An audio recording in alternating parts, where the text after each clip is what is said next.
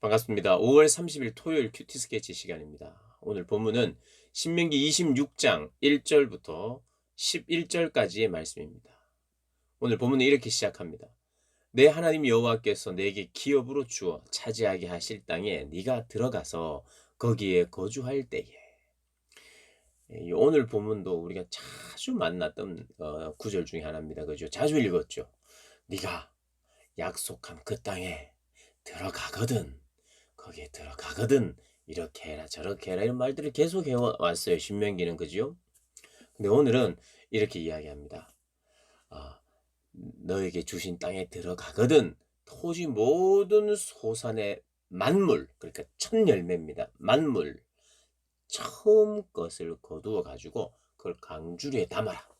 그리고 광주리에 담아가서 여호와께서 택한 곳에 와서 그것을 제사장에게 나아가서 그것을 가지고 이르기를 내가 오늘 당신의 하나님 여호와께 아뢰나이다. 내가 여호와께서 우리에게 주시겠다고 우리 조상들에게 맹세하신 땅에 이르렀나이다. 광주리를 들고 하나님 당신이 약속한 땅에 저는 이르렀습니다.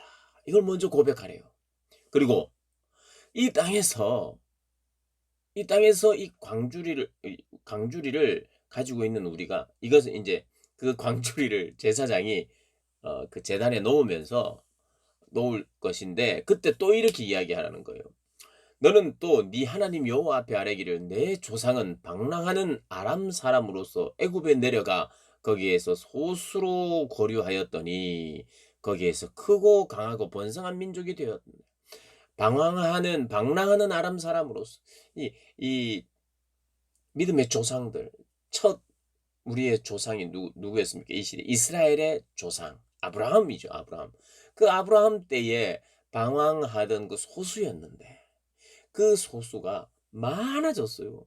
많아지기 전에 애굽에서 노예 생활도 했다는 것을 이렇게 이야기하면서 우리가 정말 번성하면서 강한 민족이 됐습니다. 그런데 애굽이 우리를 괴롭히고 학대했어요.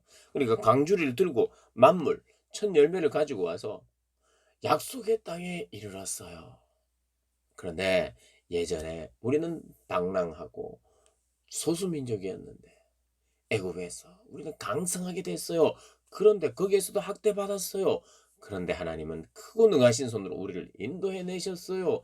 인도해서 이곳에 왔는데 이 광주리의 열매, 이 열매를 우리에게 주셨어요. 이렇게 말하라는 거예요.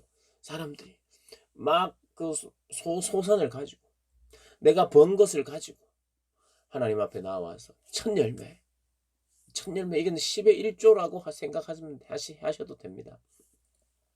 내가 가진 모든 나에게 주신 모든 것의 첫 열매라는 것은 모든 것을 이야기하는 겁니다. 가지고 가서 광주리를 가지고 이야기하라는 거예요. 약속의 땅에 오게 하신 하나님. 근데 당신은 우리를 애굽에서 구원하신 분이고 소수민족으로 이름도 없는 그런 사람들을 어, 번성케 하신 분이십니다. 그리고 오늘 저는 여기에 있습니다. 무엇을 가지고? 열매를 가지고. 그래서 오늘 이런 패턴이에요. 너는 기억하랍니다. 기억. 어떤 거 좋은 거 기억하라. 어떤 좋은 거요? 이 지금 있는 열매는 왜 지금 너의 손에 이 광주리의 열매가 있느냐 하면 내가 너희 조상들에게 약속했고 너희 조상들에게 준 것이다. 그리고 그 조상의 또 후손이 또 계속 열매를 들겠죠. 이건 어떻게 왔느냐? 내 조상 아버지 때도 그랬고 할아버지 때도 그랬고 그 위에 중조부 할아버지 그 위에 고조 할아버지 다 위로 올라갈수록 똑같이 이게 어떻게 된 거냐? 이것은 하나님의 약속 때문에 우리 조상들이 이 땅에 오게 되었고 여차저차해서 강성해졌고 노예로 있었지만 하나님이 결국 인도하셨다. 그래서 내 손에 이런 열매까지 주셨다. 기억하라는 거예요. 그걸 계속해서 기억하라는 거예요. 여러분 아담은요 딱 만들어지자마자 기억할 건 없어요. 그죠? 왜냐하면 그는 어떤 체험이 없었어요. 만들어지자마자. 그때는 죄도 없었고요. 그 기억이라는 건 인제부터 시작하는 거죠.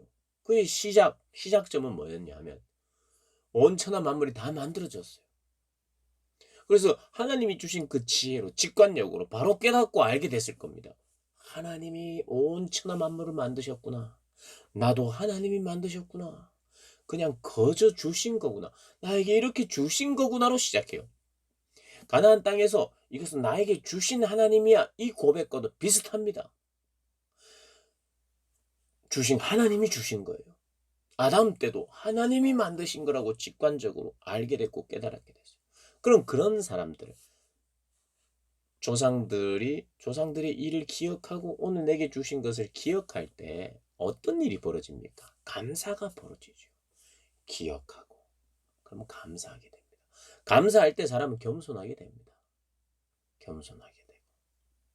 그리고 감사하고 겸손하게 되면 그다음에 인제 내용이 뭐냐면 자, 처음에 뭘 가지고 옵니까? 만물, 첫 열매를 가지고 왔죠. 처음에 와서 지금 뭐 하고 있었죠? 기억하고 감사하고 그리고 지금 함께 나눕니다. 11절에 네 하나님 여호와께서 너와 내 집에 주신 모든 복으로 말미암아 너는 레위인과 너희 가운데 거류하는 객과 함께 즐거워할지니라. 이렇게 나누는 거예요. 그러면 패턴이 이렇습니다. 기억, 그다음 감사, 그다음 나눔. 지금 왜 들고 왔어요? 하나님께 드리고 이웃과 나누기 위해서입니다. 하나님께 드리고 이것도 뭐 표현이 좀 그렇지만 하나님께 나눈다고 표현을 안 하죠. 드리는 거죠. 그러나 그것도 나눔과 비슷한 성격이죠. 하나님께 나누고 이웃에게 나누고 함께 즐거워. 여러분 그래서요. 가장 강력한 기억 그리고 정확하면서도 아름다운 기억은 뭐냐면 나누면서 하는 기억이어야 돼요. 그러니까 기억하지요. 그럼 감사하지요. 그러면 사랑하고 나누게 돼 있어요. 그러니 이 행위가 얼마나 중요해요. 그리고 하나님은 이런 강력한 교훈을 우리에게 주시는 거예요. 강력한 기억을 위하여. 기억하라는 이유가 그냥 나는 몸은 전혀 움직이지 못하는 사람이 그냥 기억만 하고 있으라는 게 아니에요. 기억만 하면서 감사 이게 아니에요. 들고 와서 왜 들고 왔어요? 하나님의 것입니다. 하나님께 나누고 이웃에게 나누기 위해서. 그러면 그 기억이 더 강력해져요. 더 즐겁습니다. 기억과 감사와 나눔이 계속해서 반복되는 삶.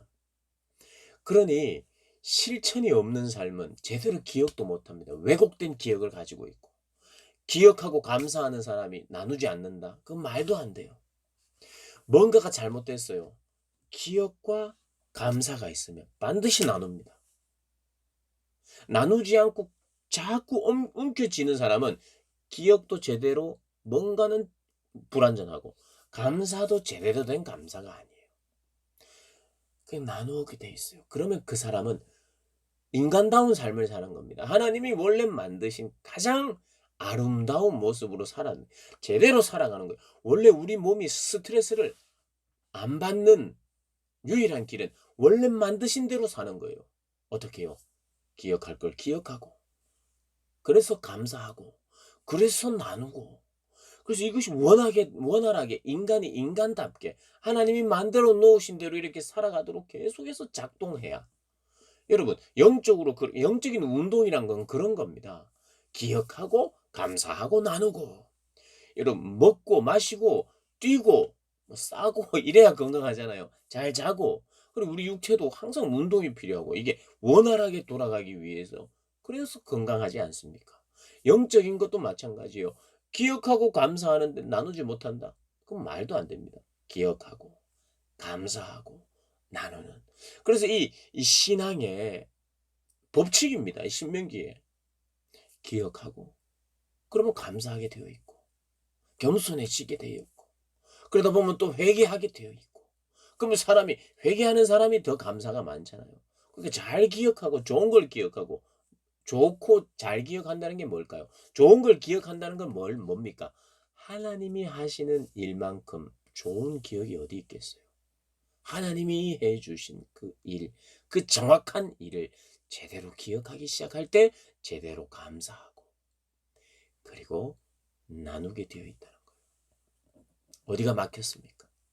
나눔의 자리까지 나아가야 우리의 영적인 생활, 신앙생활이 건강해진다는 거 여러분 꼭 잊지 마시고 기억, 감사, 나눔 이 패턴의 삶을 날마다 살아가시기를 주님의 이름으로 축복합니다.